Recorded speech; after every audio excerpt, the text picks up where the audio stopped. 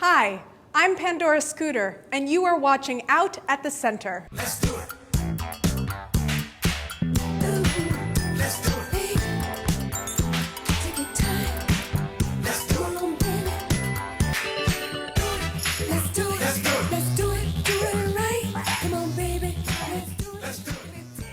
Author Terrance Dean sat down with the Center's Clay Kane to talk about his recent book, Hiding in Hip Hop, that exposes the underground gay scene in the hip hop music world of the 90s. Well, first of all, I have a book coming out myself, and publishing is an exhausting experience, so congratulations on getting your book out. Before you wrote the book, did you talk with any of the folks in the entertainment industry, the artists behind the scenes that you had sexual relations with, about writing this book?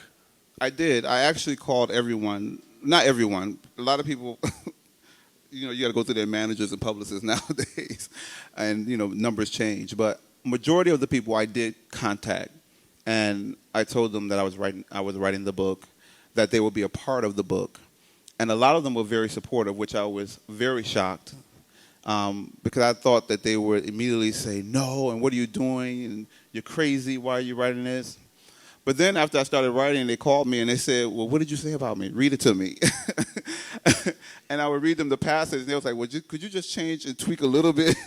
That's too much of a description. So when you, in the book, you say that you couldn't see yourself being successful if you were openly gay. When you look back on retrospect, because, you do have folks like Emil from Vibe, you have Andre Leon Talley, although he's not really in hip-hop. Do you think if you would not been on the down low, that your career could have went even farther because you were behind the scenes? Like, when you look back, do you think it was necessary for you to live that, because it was eating you up, for you to live that kind of secretive life? For me, it was, when I talk about the book span, it was from the 90s or leading to the early 2000s. I had never seen a man who was openly gay in an executive decision-making role in entertainment. There was no Emil Wilbekin at that time. Mm-hmm. There was no Andre Leon Talley at that time that I can identify with, because most of the images I had seen about gay men were very effeminate images. So I knew I did not identify with that, which I say in the book, because I didn't see myself as that way. I was looking for just a regular man who looked similar to me, who was just he liked sports, liked cars, but he just had an interest in men. His desire was to sleep with men. I never saw a successful black man in that role. So I felt that's why I needed to hide my sexuality. And again, many of the men I met who were like me, it was discussed among us, don't say anything. We can never be open about what we do, because in order to advance in our careers, we have to be very private about what we do.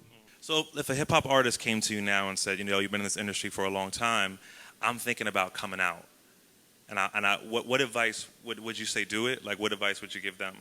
Well, it is a process, and I think, if they are interested in coming out, I think the community is very supporting now. Like, it's a different time now. I think kids are, they're much more savvier. We have the internet, we have media technology, we have the Harvey Milk School here in New York, we have LGBT schools across the country. So I've met so many young people who are like, oh, I have gay friends. It's no big deal for young people. It's the adults, who have this phobia.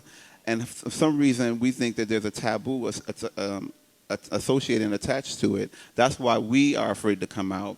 An artist right now who's already at the top of his game, who has a huge fan base, and because hip-hop now is geared and catered toward young people, I think young people will care less. Are you still having sex with celebrities, or is that a no-no for you now, considering what you went through? That's for book 2. Oh, wow. Okay. Maybe you'll reveal some names. Okay, well, thank you, Mr. Dean, for coming to the LGBT Center. I hope you weren't too scared with the gay people. Thank you, Clay. Yes, no problem. So y'all should buy the book. Yes, please. There's some erotic Please buy a scenes. book. It's like porn. You're not buying the book for the erotic scenes. You're buying the book for the story. Yes. And that's all for this excerpt from Out at the Center. If you want to see the full show, check it out on our website at gaycenter.org/out. Until next time, I'm Pandora Scooter. Power to the peaceful and love to all. See you next time.